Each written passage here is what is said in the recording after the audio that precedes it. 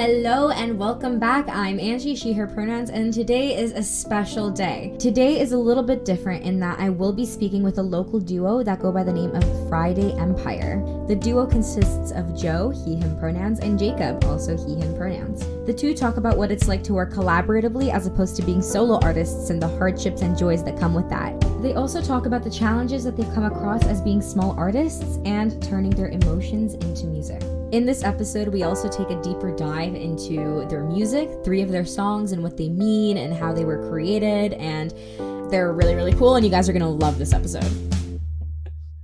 How are you guys? Okay, first of all, please introduce yourselves because I do not know who's who.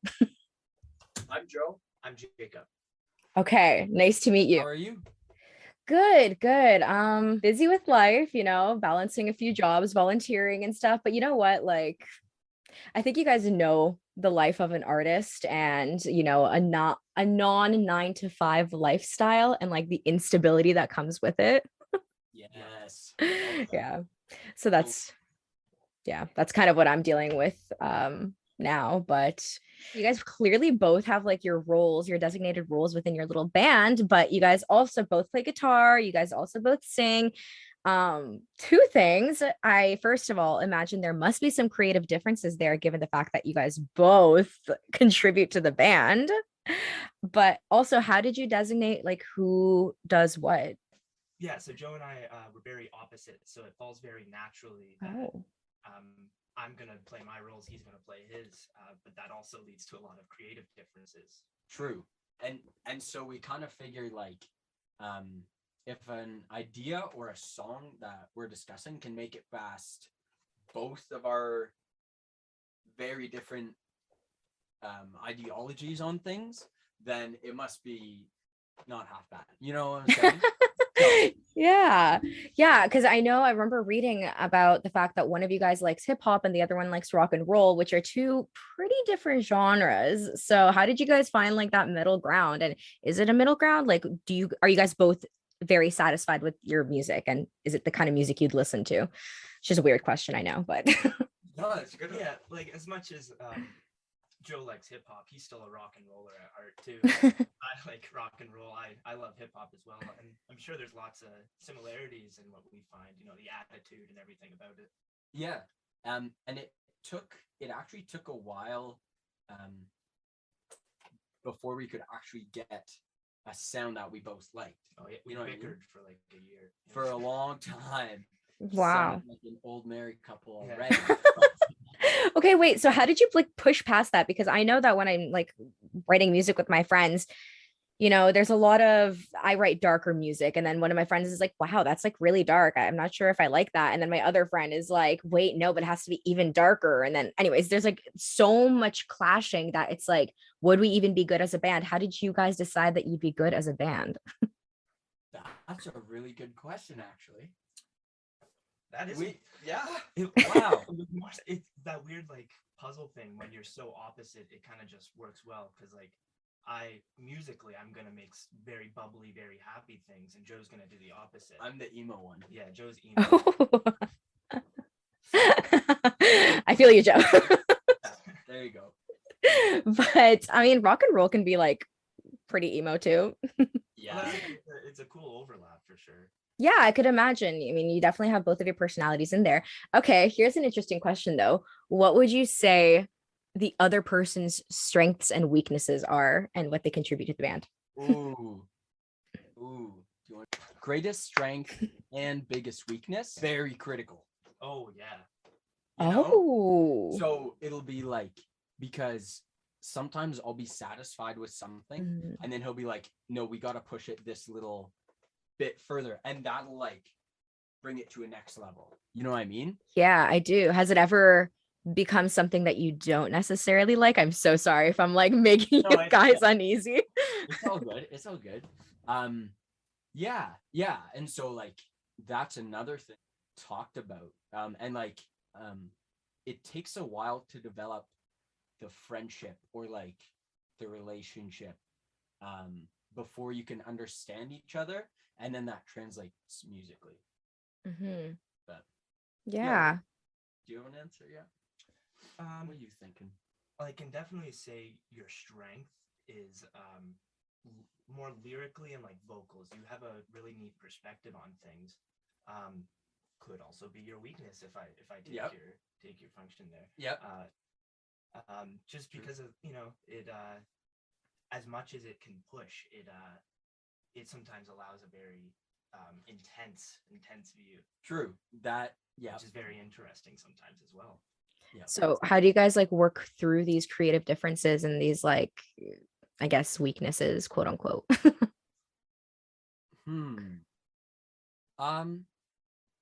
Honestly, a lot of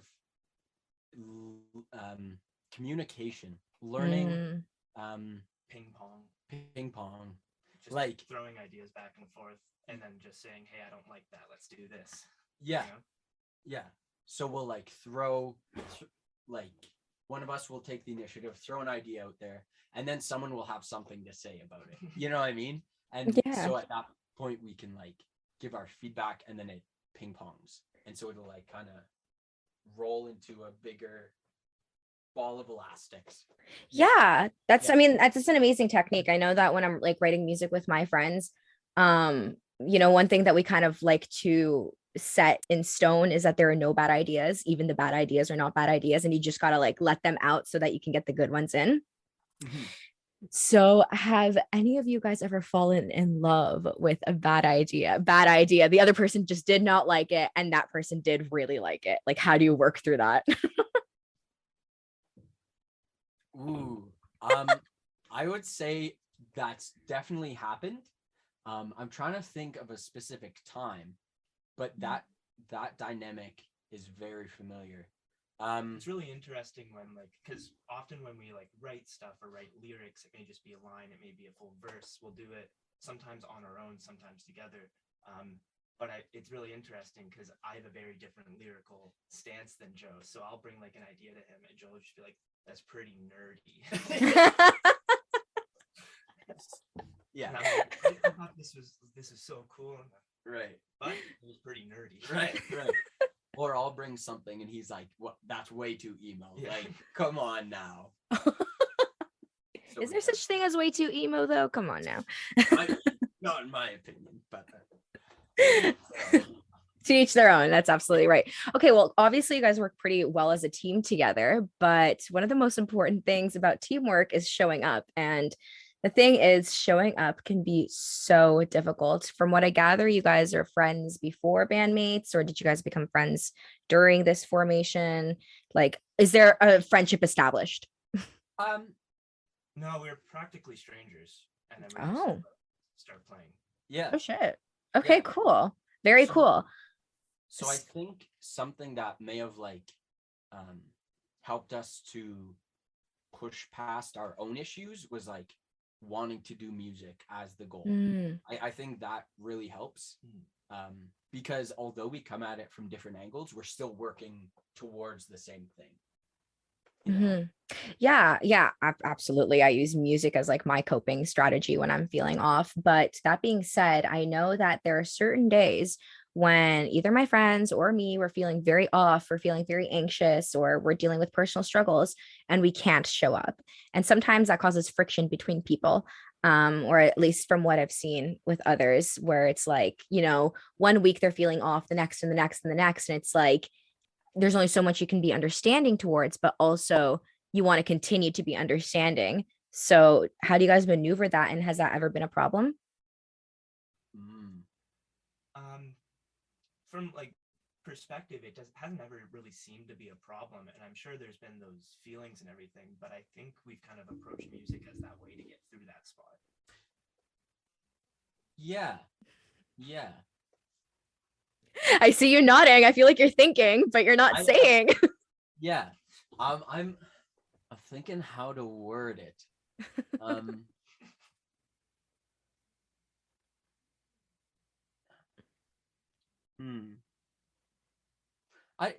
I would say well, have you ever had that moment where you just didn't want to show up, but you still pushed yourself to show up?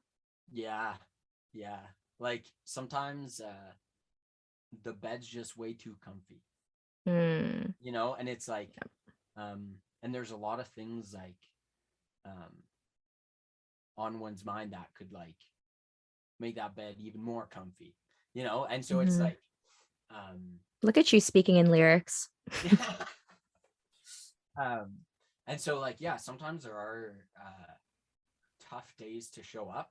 But yeah, coming back to music being the goal, that, you know, that's kind of the way that I can get through. Yeah. And has it always been the way, like even before you guys formed a band, like has it been your safe haven from the very get-go? Yeah. For me, I used to write little songs as a kid. And so I think even then it kind of started to be a good way to like cope and like express what I wanted to express, especially because as a kid, you don't have those right words, you know, and even as an adult, it can be hard to find the right words. Yeah. And yeah, I was right about to point to you. For me, music is a little newer. Talking after Joe, I kind of got more into music a little later. Before that, it was like movies and film soundtracks and that kind of stuff, which Still the arts. Yeah, led into music and that kind of thing. But yeah, that's the arts have always been kind of like a space. I mean, I'm really glad to hear that it's always been your safe space. And did you guys both always know that you wanted to go into the arts industry? Have you guys always had that support from each other and from your support systems? I've always known, but I've sometimes doubted it, which is a bit of a twist on like someone coming to music. You know what I'm saying? So there was times when I actually I always wanted to, but I would like doubt if I could or should. Well, where's that doubt coming from? Why were you doubting it? Ooh. I think a lot of it's like pressures to get a real job, quote unquote. You know, there's a lot of things like that make it hard for me at least. Yeah, the stigma in the industry definitely makes it a big hill to climb. Yeah, like a hungry artist. Yeah. Definitely. So is this both of your full-time jobs now? Like, do you guys know now that this is what you want to pursue? And how do you feel about that? Yeah, like so 2020 hit and when like even if we were working, it was gone once 2020 hit. So we kind of pushed music to be full time once things were back up. And it's definitely scary, that's for sure. Like not knowing in 2 months if you're going to be doing anything kind of deal. You're always booking and booking and booking. So how the fuck did you push past that? Because that is a common struggle, like being like, I'm scared, like I'm just going to try, but like I'm not going to give it my all because like realistically I need this and that. Like, how do you push past that? I've noticed, like for me, I noticed it comes in waves almost, where we'll book 2 months solid and we'll be making music and we'll be doing stuff on social media and it will all be going well, and then there'll be a month where we have nothing going on and we're struggling to put pieces together. Yeah, it sounds like a writer's block. Yeah. So during that month, like, do you ever feel, I know that, that 2 month, here, I'm going to use this in other words. So someone once told me that the greatest strength about a cheetah, what they're known for is their speed, but more than 80% of the time they're actually sleeping and they're resting and they're like accumulating that speed to then sprint. Yet they're known for their speed. But in my experience, that rest, that downtime, that the universe isn't working with me time is really difficult. And it's almost like, okay, well, this was clearly not for me. And, people tell you either listen to the signs from the universe and like listen to your intuition. And like, if nothing's working out, then maybe like find a different route and like maybe like find something else. But then the other people are like, we'll push through that and like, and they keep chasing it and like keep being determined with it. So like, which one is it? And what's that balance there? And how do you push it? Ooh. That's a good question. So I feel I can relate to the cheetah. I'm a big fan of sleep, I gotta get my beauty sleep. But but this man has he has a great amount of drive. I'm pretty obsessed. He's I'm- he is, and so it's inspiring to me to um there's some healthy competition going on. Mhm. So like it's inspiring to me to kind of push past um what I think I can do, but I Mhm. also think um if I may, oh, um please. I also think that like I can teach him how to chill in some ways. You know what I mean? And It's like good balance. yeah, get better at the rest days. You know what I mean? Yeah. I'm good at those. Yeah, I struggle with a day off Yeah. anytime. I definitely I relate to that. I really struggle with the day off. I like work 4 different jobs and I do this and then I'm also a student. Anyway, so Jeez. I'm gonna push some buttons here though. And like I'm pushing my own buttons here as well. But is obsession a good thing? Because you put it into a very good light, but is it a good thing? Nope. Well, if I do say so. It's good and bad. It's really nice to have that drive, and it's about drive. It's about power. But it's also really hard because then if there's a time where I'm given a day off, I find myself using that entire day to do music and go back into doing that, and I just it's definitely a give and take. Mhm. So for like I would say for um mental health, obsession can like go too far, but it's Mhm. really good for productivity. Yes. So if you could like harness the obsession and Just like sprinkle it when you need it. yeah, because there's something there that like not everyone has. You know Mhm. what I mean? Yeah, I find being obsessed is, you're right, both a strength and a weakness. I don't know if you guys have ever watched Soul. It's like one of my favorite movies. I think I've mentioned it like 3 or 4 times with my other interviews, but um it basically depicts how obsession can really, well, this love and obsession can really easily turn into losing yourself. And that's something that I've experienced where, music was my safe place and I loved making music and playing music. But then all of a sudden it became so obsessed and like wanted it to make in my life that now when I'm going to rest, I used to go to music, but now it's the very thing that I'm restless about. So where do you turn to? Have you guys ever felt that? We definitely we talk about this a lot between the two of us. That idea that it's very different. Joe comes from a very musical household, so Mm, he's surrounded by music, and I don't. I come from the opposite. So wow. Joe's found a separate safe space other than music, whereas music for me is the safe space. It's very interesting. That is really interesting. I found because because music surrounds me so much, Hmm. um, I wanted ways to well, one, get away from it, and Hmm. two, choose it for myself versus like just kind of growing up with it. I wanted my own kind of music. But for me, the gym's a great outlet, or like exercising. That's the one thing I do that helps because it's not I don't have to think about it as much as music. So it gives my mind a little break. I can I can just like try and find motivation versus thinking about what to say, I guess. Well, have you ever had any problems with obsession in terms of your coping strategies? I remember when the gym was my go-to, I overdid it. Like I would go 3 to 4 hours a day and it was really bad. Um yeah, I kind of I like to think I'm on the less extreme side of my gym phase, but there was a phase um yeah, there was a phase when I overdid it.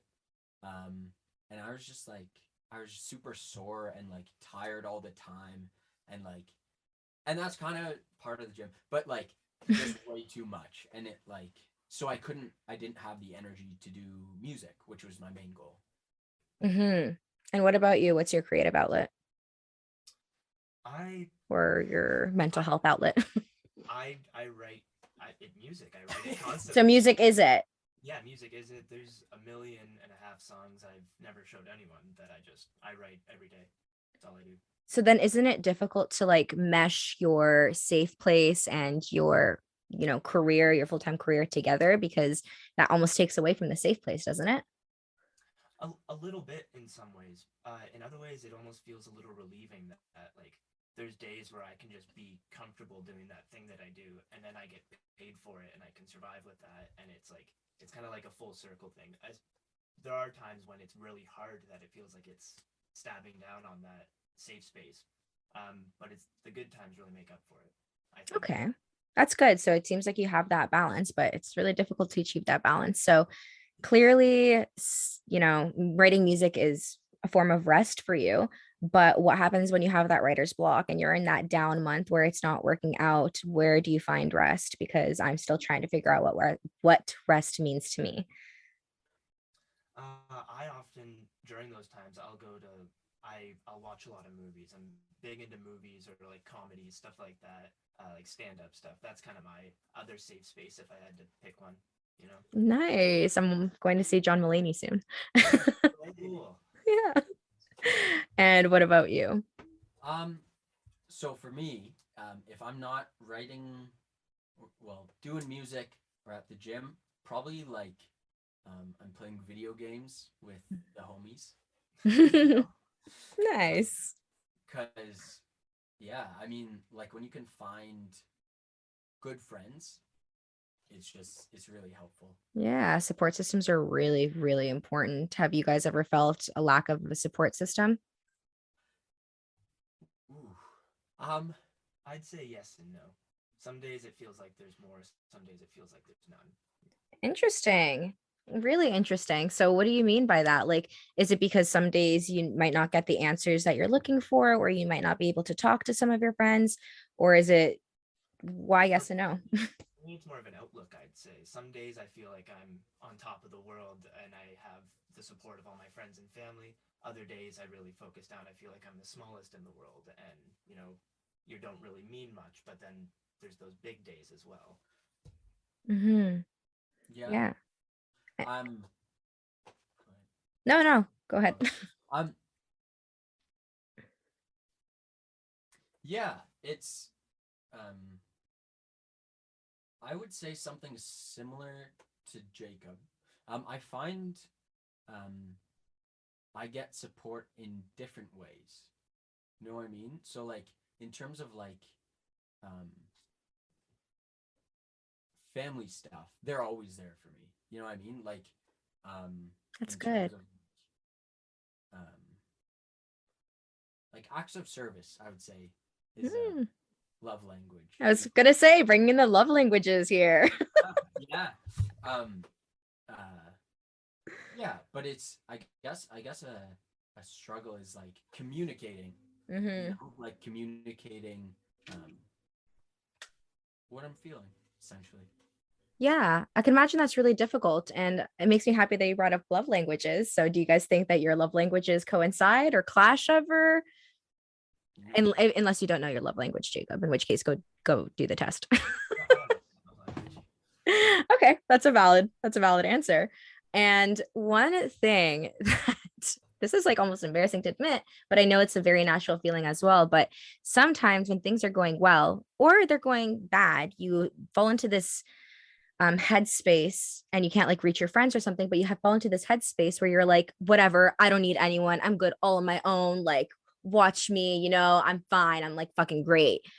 Is that something that you guys have ever felt? And I know it's like really difficult to admit to it because no one wants to be like, no, I'm not like that. Like, we all want to stay humble, but at Right. the end of the day, all of us do feel these feelings sometimes. And I just want to see if you guys have ever felt that way.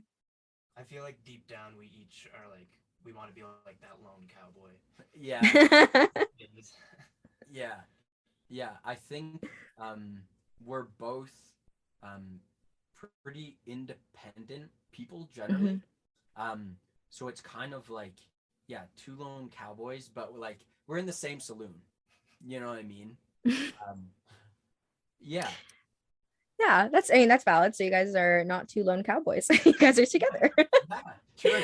And speaking of being together, so Joe, you write a lot of emo lyrics, right? Have you guys ever questioned each other's, mental headspace with the lyrics that the other person might bring forward?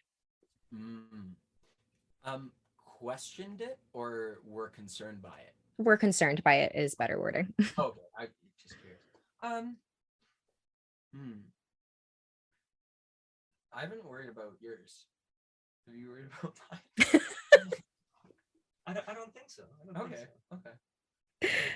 A little surprised, but that's cool. That's cool. Yeah, I'll no, take it. you write some dark things, but Yeah. that's just your lyrics too, Yeah, yeah. I think because Hummel said that my lyrics don't necessarily match my personality, like what I come off. Your exterior personality, or because I mean, you know, I did a lot of poetry growing up, and some of the things that I write are pretty dark and they come from somewhere. And sometimes I'm not even aware of it, but they do come from somewhere. So do they ever come from somewhere deeper than your exterior? Yeah, I would say so in Bruce Springsteen's autobiography, he has a quote, I'm a principal optimist, but a personal pessimist. So I take that quote to be like, um, I try to be optimistic, and I think it's very valuable to be. But it's hard to always be optimistic, even if you're generally an optimistic person. So do you force yourself to be optimistic when you're not in the mood to be optimistic? I to some degree, yes. I would say I've been learning to push myself to do the things that will help me. Like, and learning what those things are versus like, okay, don't push yourself to go out this night, but push yourself to eat a good meal, or like, so learning when to do those was really helpful for me.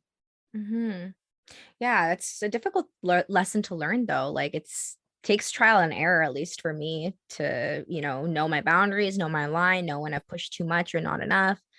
And what about you, Jacob? More optimistic, pessimistic? I'm definitely pessimistic, but at heart I think I'm an optimist. Oh, it's like the opposite. You guys are really opposites, huh? Yeah, almost exact opposites. Yeah, that wasn't planned, by the way. I mean, I imagine not. This is not a question that I'm sure you guys were expecting. Yeah, no, I'm naturally I'm gonna focus in on the negatives, because like Joe said, it's sometimes nice to focus on what you feel will help you grow. I not always in the healthiest way, but I do like to focus on the steps that I can take and moving forward. Well, that sounds pretty optimistic to me. In a weirdly pessimistic way. I'm very pessimistic or realistic? I know that realism and pessimism fall hand in hand a lot. But I've heard otherwise. I've called it pessimism. He's called it realism. But that's coming from like an optimist, kind of. So interesting. So does that ever clash where you're like feeling optimistic and like you're like, yeah, let's go, and you're like, dude, chill? A lot. Yeah, a lot, but I feel like we found a way around it with like musically, because we both really like the mix of kind of more emotional, deeper lyrics with a very happy exterior sound. And like a thumping. Yeah. Okay. Yeah, that reminds me of your song Lucky One. I really like that one. Thank you. Thanks. Yeah, and I mean, I'd actually love to talk about your music for a little bit. Lucky One is one song that I really like, but I also want to talk about Misbehave in Hollywood. So let's start off with Lucky One. How did you guys decide to write that song? What do the lyrics mean to you? What is that song? Elaborate on it. That one was one of the first ones we wrote. Oh, wow. We just wrote it on acoustic guitars in my backyard. Yeah, in Joe's backyard. Recorded most of it out in his backyard too. Oh, wow. What? Like Yeah, with your so phones, or did you grab a microphone? How did you do that? with mic above a fold-up table and just whacked it a bunch and used that to make the drums. Yeah, That plastic, is like beer so pong cool. table. Wow, that's really creative. A lot of people think you need this like super expensive equipment and studio space to create music and to create art, but I guess that's obviously not the case. I mean, my roommate just did that the other day. She put my microphone in her guitar case and like started using that as a drum.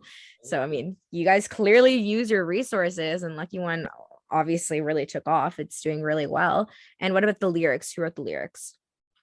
As Joe. I wrote the lyrics on that one. We both write the lyrics, and as time's gone on, it's been More collaborative. more collaborative. But this one was a lot of me on it. I wrote the lyrics mostly just out of like anger and like bitterness, I would say.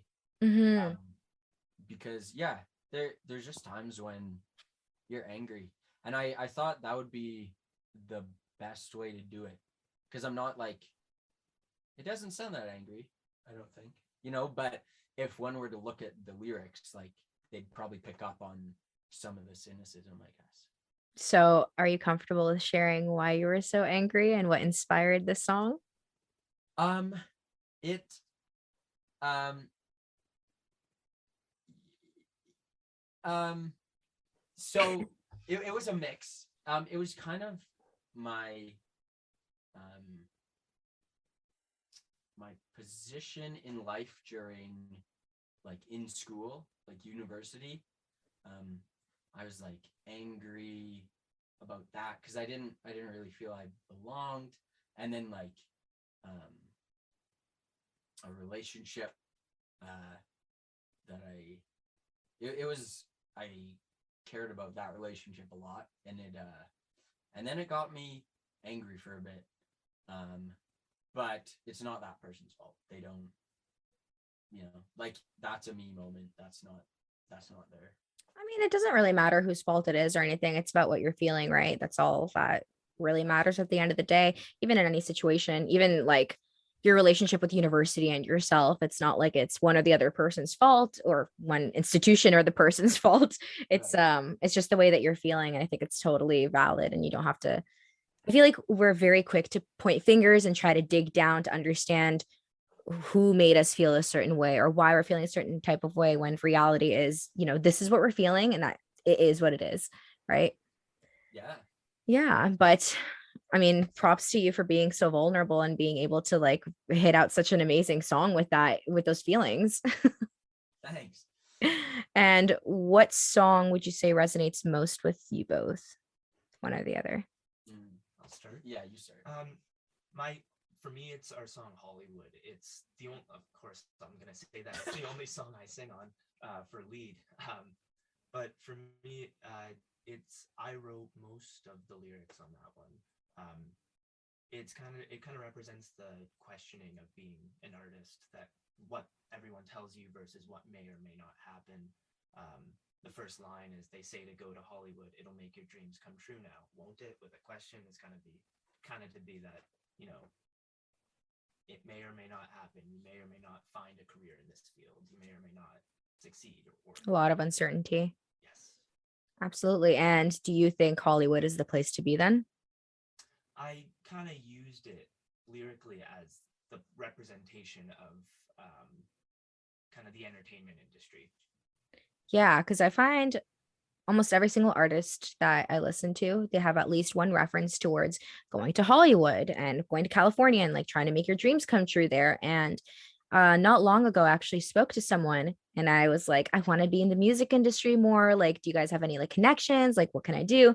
And that person told me, the music industry is not a location. You don't have to be anywhere. You don't have to have any special equipment, as I've mentioned. It's really just more of a state of mind and going and doing and putting yourself out there and trying. And, it's like, I'd rather say every day is my day one than say one day every day. So just like a little bit of a tongue twister there. But that's something that's really interesting because I mean, even me, a part of me was like, shit, like I really want to go to California one day. But then I look at pictures and I'm like, I don't know if I want to be there, to be completely honest. So is it a goal of yours to get there one day? Maybe it was at some point, and maybe that's why I used it as the lyric. But I think with the whole world kind of going on a level playing field once 2020 hit, it was kind of eye-opening that like from your room on TikTok, you could be in Hollywood on the screens. Very true. So it was kind of like they say to go to Hollywood, but why would I now? Yeah, and that's true. What about you, Joe? Would you want to go to Hollywood? Um, I would like to go to what Hollywood represents in that song. Mm. I don't think for me, Hollywood specifically is the place to be, but like I've always thought like Nashville or New York, like that would be pretty cool. You know, one of those. Yeah, I feel you. Yeah. Interesting that you say that. So how do you make your headspace Hollywood, if that makes sense? Ooh. Like, how do you turn your room into a Hollywood atmosphere with, I mean, yes, you could use TikTok, but like at the end of the day, also live music hits different. You know, every artist wants to be able to play live as opposed to like in front of a screen. Right. Yeah. So how do you turn your mind into Hollywood? Ooh. For like on stage when I'm about to. That's up to you. Well, that is actually a really good way to put it on stage. Yeah. Like when you're performing in front of a big crowd or a small crowd, like, do you have that Hollywood state of mind where you're like, yes, like I'm performing a show. This is it. This is what dreams are made of.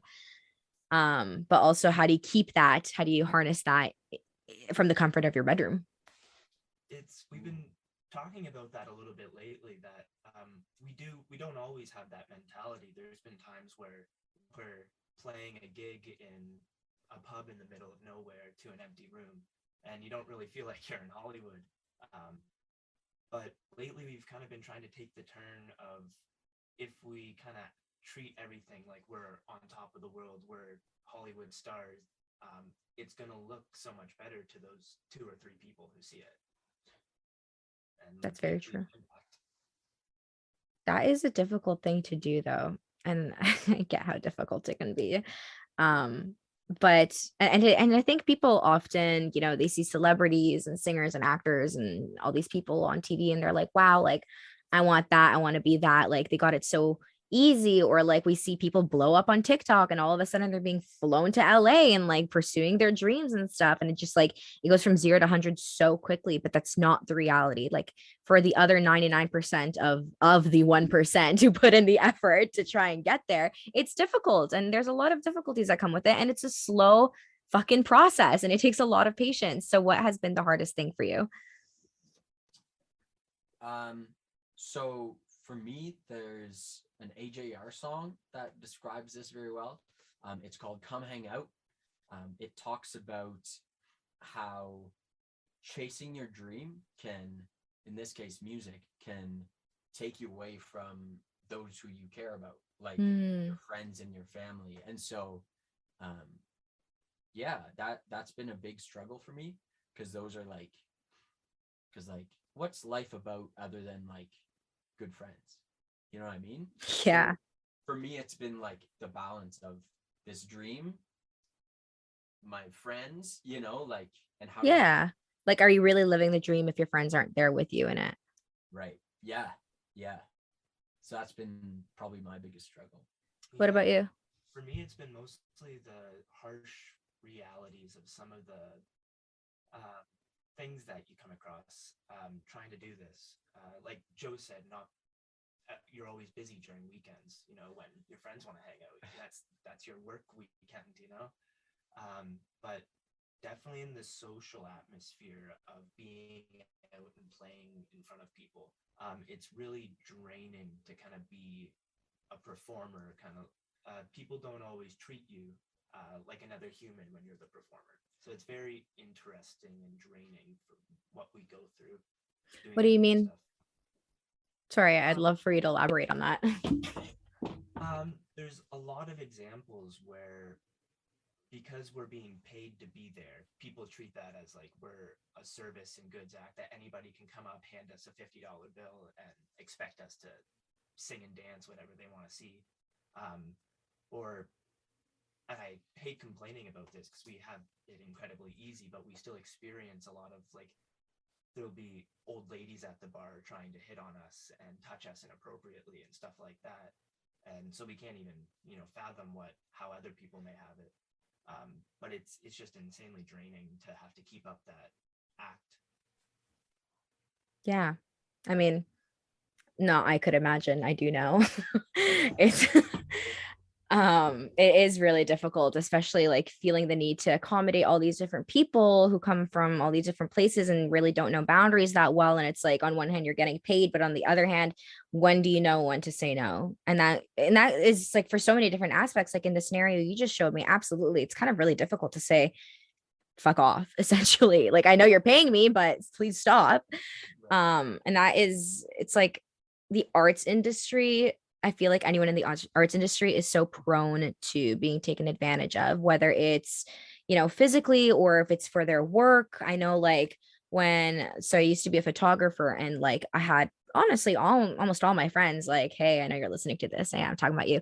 So all of my friends, they would like be like, oh, like, hey, can you just like come photograph this event or photograph me over here, give me a photo shoot here? And I'm like, yeah, like I can. I'm not gonna charge you, but like shit, that's like a good 2 hours of my time plus editing the pictures, and it makes it really difficult. And same thing with like producing music. Like sometimes I produce music and some of my friends are like, oh, like, can you help me write this, or can you do this for me and stuff? And it's like, to a certain degree, you just get taken advantage of really easily.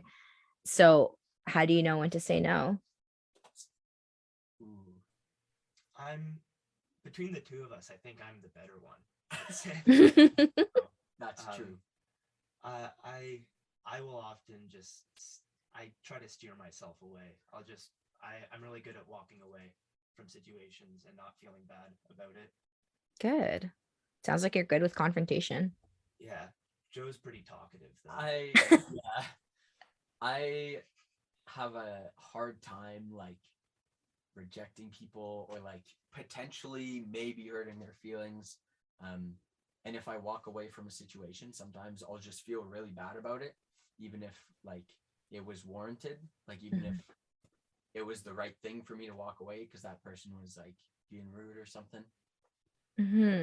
It is hard. It's hard to walk away and like not feel guilty. And I feel like that internalized guilt is something that so many people have to deal with, and like not knowing when to necessarily walk away. So it's really nice that you guys have that balance and you guys are able to, I guess, ground each other in that.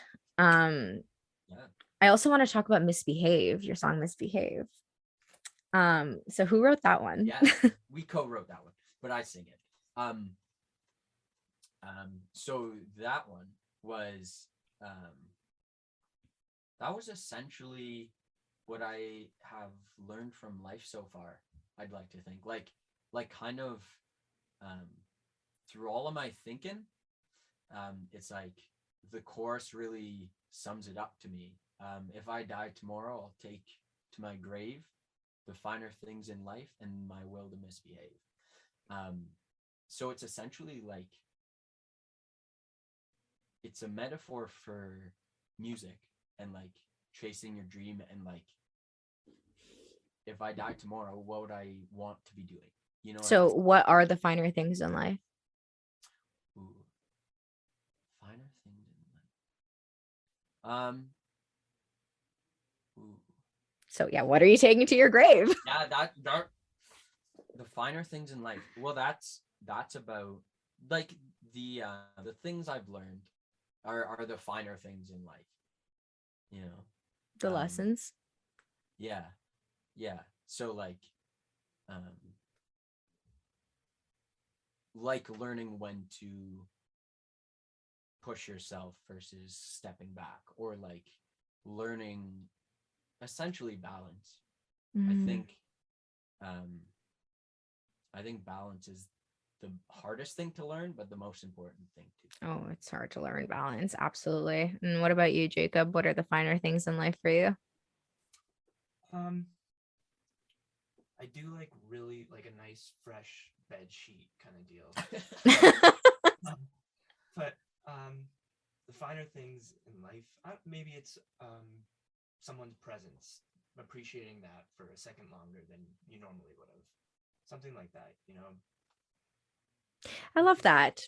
But then you contrast it with misbehaving. What does misbehaving entail? Because, sometimes misbehaving can be a really great thing. I know that, my parents really wanted me to become a lawyer. And 13 days before my LSAT, I was like, I don't want to be a lawyer. I'm sorry. I'm actually like graduating early and like starting a new degree. And that was to my parents misbehaving essentially, because I was supposed to be a lawyer and now I'm recording a podcast from my closet.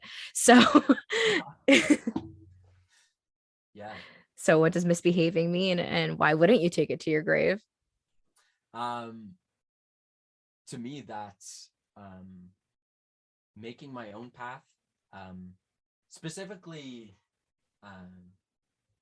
music is the one thing that I've just been like kept doing, even if it like if there was problems that kept me from doing it, or like things I had to work through, like that was the one thing that I've kept doing. So like, yeah. Is that misbehaving? Well, of course, like depending on who you ask, because it would have been a lot easier if I had just gotten a regular job way back and like not had to go against the grain. Would that have been better though? Well, that's the thing. I just couldn't give it up. So stability is boring. Yeah, that's the thing. So what about you, Jacob? Do you resonate with the idea of not taking misbehaving to your grave? I'm not much of a rule follower to begin with. And I don't know. Well, the idea to misbehave, to go against the grain, I think, to me, is admirable. So I think it's admirable too. I think it takes a lot of courage, and it's difficult to go against the grain. Yeah, it's definitely, I don't know, makes people built different if I do that, you know? Well, honestly, at the end of the day, like pursuing the arts generally is socially misbehaving. Like it is, because at the end of the day, what we grow up learning is that, we go to elementary school, high school, we then go to university. And, if you're above average, again, quote unquote, I do not believe this, then you go to college. And if you are just a nobody, then you don't go to either. And like, who do you become? You become a nobody, and you become a hungry artist. And then like, you just become this person that people shouldn't look up to and stuff. And it's like all these like different pressures weighing down on you, where it's like, we forget that we don't live for society. We don't live for our parents. We don't live for our friends. We only live for us. And like, the hell, like, who's to say that university is even a good decision? Like, for a lot of people, it's a waste of time and money. It's overrated. Same thing with college. Like, a lot of people do better without these things, and they go way further than if they would have gone if they went to university, Right. I'm still trying to get used to being a small fish in the ocean. But I've learned a lot from Hummel, because he's actually very good at maybe not being the best in the room, but like working towards that. Whereas if there's anyone better than me, I'm out. Like, so I've been trying to learn from that, because he takes like practical steps, and I'll just run away. I feel like that also comes from like a perfectionist mindset, in like a different than traditional perfectionist way, where it's like we strive obviously to be the best, but what does the best mean? Because the arts are so subjective. Like for someone, I don't know, the Beatles, awesome band, obviously, could be the best band in the world, but for someone else, they might not like the Beatles, and they I don't know, they might be like, no, the Beatles are okay, but I think, fuck, I don't know, Beyonce's the best. So like there's like so much room for success. And it's funny that you mentioned that, you know, people are supportive of one another, because I like to believe that. I definitely like to believe that. And I do. I think that people are nice. And I think that there's a lot of support out there, and I think that we could rely on each other. That being said, there are a lot of people who don't think that way. And sometimes I find myself to be naive to think like that, because I mean, people are out there, they're going to take advantage of you. People are going to use you as competition, and they will use your head as like a step, a ladder step. And it's like, it's difficult to know who's who, especially in the arts industry. And I wish that more people supported each other. Like, I wish the artists that I interviewed listened to each other's interviews so that they can like learn from each other and stuff. And I feel like that is something a lot of us lack, because we think that, you know, room for success, or room for success is just so small, but it's not, because there's room for everyone. It's just you gotta provide it, and you gotta be okay with it. And I also think that like the best thing you could do in the arts is to be a good person, is to be a kind person. All right, well, it was so nice meeting you guys and chatting with you guys. Thank you so much for being here. Definitely, it was great talking to you. Yeah, great talking to you. Thanks for having us on here.